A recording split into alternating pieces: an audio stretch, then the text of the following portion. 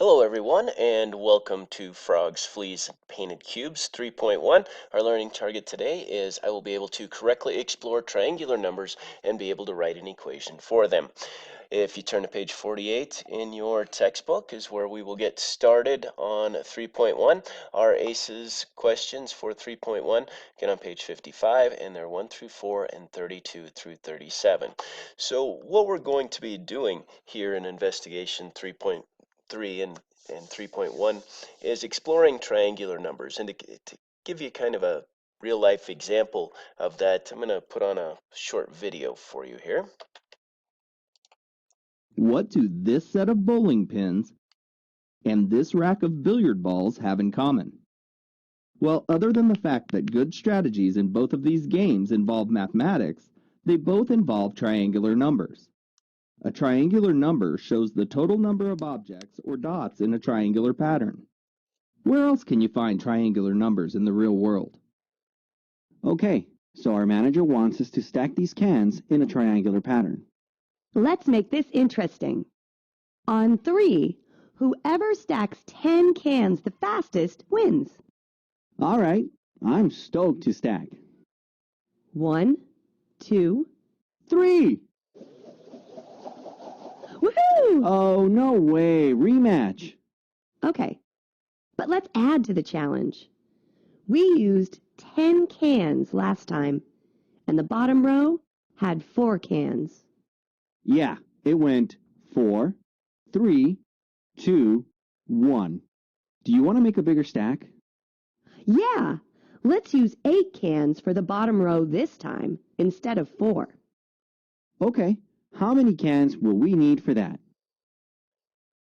Okay, so how many cans will they need? What sort of pattern can we take a look at here in order to come up with maybe a table, maybe an equation to figure that out? So they would be at figure 4 here with their soup cans, and same way with bowling pins.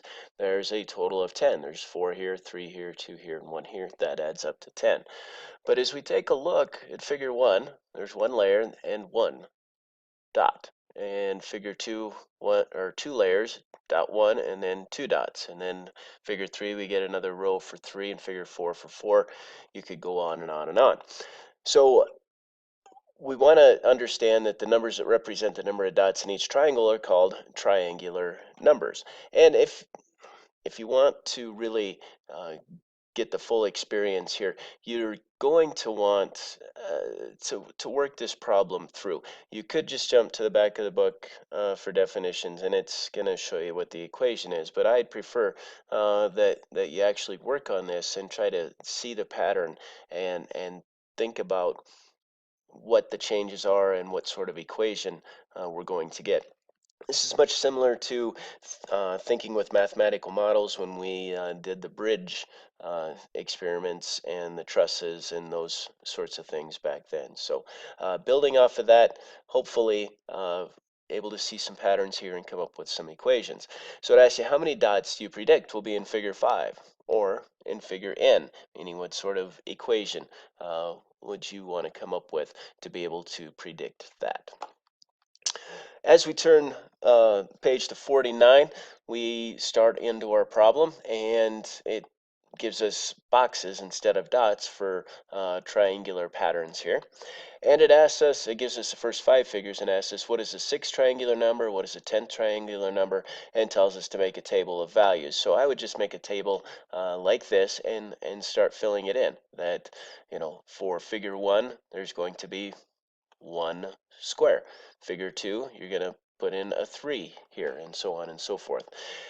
Once you've completed the table, describe the pattern of change from one triangular number to the next, and describe how you can use that pattern in the table to find the 11th and 12th triangular numbers. Next, part B, write the equation for the nth triangular number t. In other words, write an equation for the number of squares t in figure n, and explain your reasoning. And then use that equation to predict what the 11th and 12th triangular numbers should be. Once you have that equation, I want you to graph that in your calculator and make your y values from -5 to 5, and same with your x values, and see what we wind up with there for a graph. Then it asks you if it represents a relationship we observed in the table, and is it a quadratic function? Explain that. Then compare this to the equations we did in investigations 1 and 2. So it's really looking at patterns, then deciphering what the equation is going to be from those patterns. That's about all there is to 3.1. Our ACEs again are 1 through 4 and 32 through 37. Look forward to hearing your questions and comments in class.